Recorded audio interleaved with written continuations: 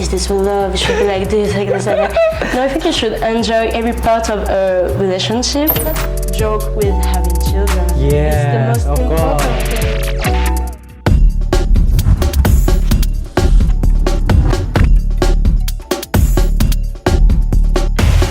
Hi, selamat pagi, bonjour.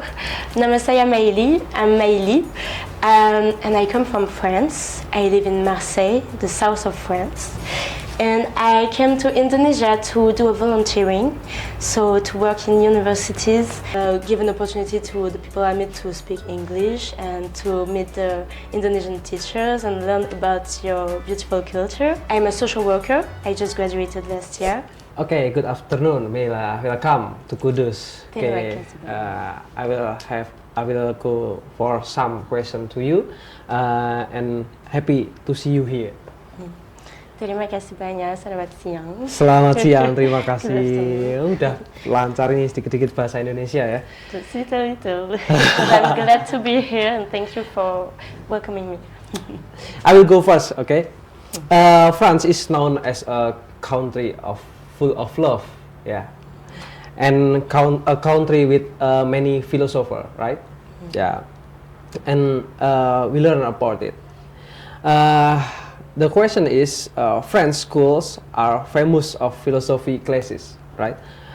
What life skill should all schools teach but don't? Actually, about the philosophy classes, I think there are not enough even in France.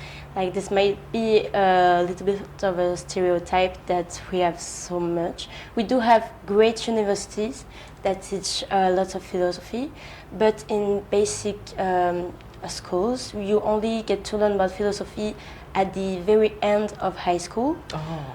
Except if you choose the literary classes, so then you can have it for 2 years at the end of high school, but if not, it's only 1 year. And I think this is such a shame because, in my opinion, philosophy is one of the most important subjects to learn in life and in our societies. So one thing I wish that every school, even in France, could teach the young people is really to be open-minded and to cross point of views and to share point of views.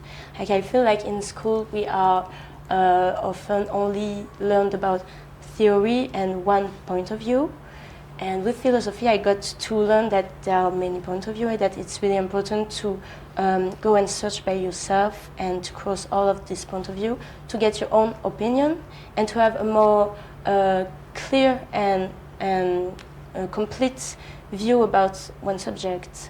So I think this is something really important that we should be taught, and mostly like to share, not be afraid to share and ask other people's point of view.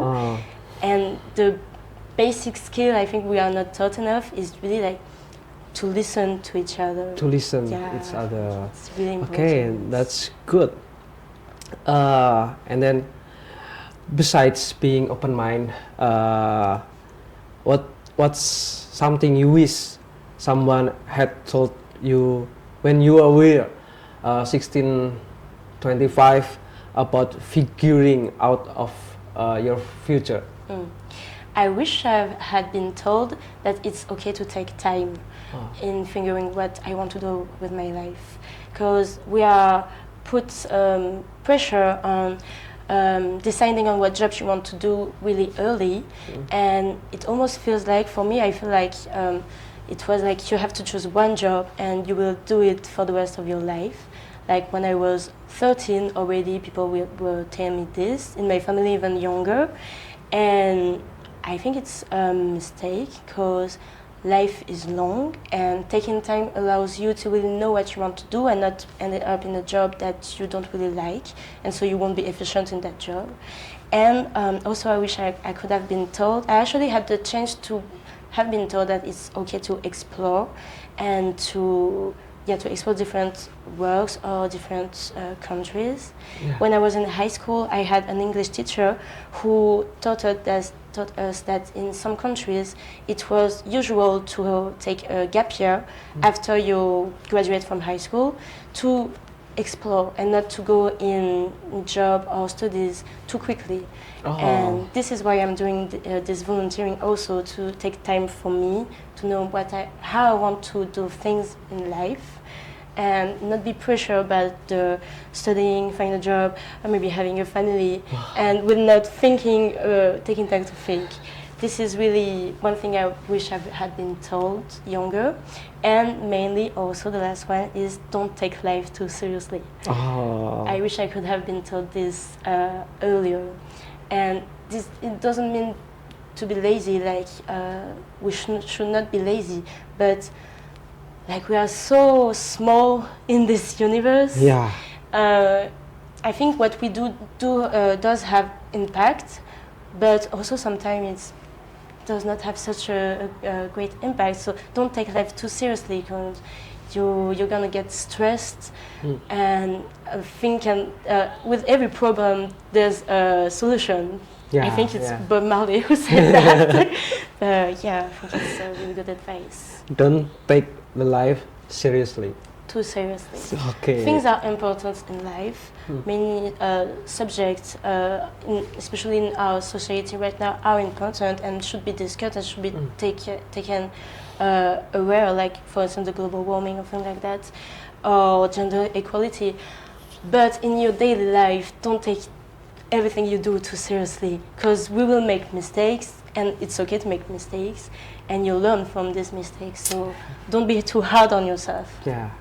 To get some experiences, maybe. It's really important. And we back again. French romance is famous worldwide. What's one thing you think teens today get totally wrong about love? Maybe idealize love. Like we think love when we are young and teens. We may think that love is perfect and that it's a goal to have a relationship and that it will be really perfect, but I think that's wrong, because there are many kinds of love, and from affection to deep affection. Love, and all of this kind of love are valuable, and so it's the same. You should not put pressure on yourself to find love too soon, and to ask yourself too many questions like, is this real love? It should be like this, like that. No, I think you should enjoy every part of a relationship and be okay with the fact that love is actually not perfect. And personally, in my relationship, I experienced that love is actually, for me, I think, about growing with someone. About growing with someone. Someone you care about and that cares about you. Like the most important thing in love is to have communication and respect. And especially because I'm young and I met my boyfriend when I was even younger, I understand that we are actually growing together, and it's okay if we're not perfect since the beginning. We will grow, and you need to be patient with your in love. Okay, so do you have a boyfriend, right? Okay. In this moment, what do you choose? Dating apps versus meeting in real life? Definitely meeting in real life. Okay. I personally never used a dating app, but I have many friends who do and who get frustrated because either like they feel like dating in through apps is kind of fake. Like when they get to meet the person in real life, it kind of feel forced because you made this appointment, so you don't want to waste your time, so you're going to force yourself to talk to each other, to try to discover the person. And it's, I think, what's beautiful about love and what makes a relationship meaningful is when it's unexpected. You go out and meet someone, and if you feel something, then you will want to go to talk with this person. You are not forced to it because you met on some app, and so I think it's really more valuable, and I do think people prefer it that way. But I get the feeling that with dating apps, young people don't know how to meet anymore so much in real life. Yeah. They get more shy sometimes. And I think that's kind of a problem of our Gen Z. Yeah. Because of social media in general, we don't know how to engage anymore, really, like, intimately. Yeah. Like, And maybe most of them, the person is fake, yeah? yeah. I think also in dating apps, I know that in France the problem is that it's difficult to find someone you can have confidence in this person to want a really meaningful relationship. Like often, mainly the boys, some girls too, but mainly the boys on dating apps will only seek one thing, is physical intercourse, and so I get many friends who get really frustrated by that and really disappointed. Before we go on, I'm sorry I'm not good in English, but I will try the best. Yeah. It's okay, it's fine.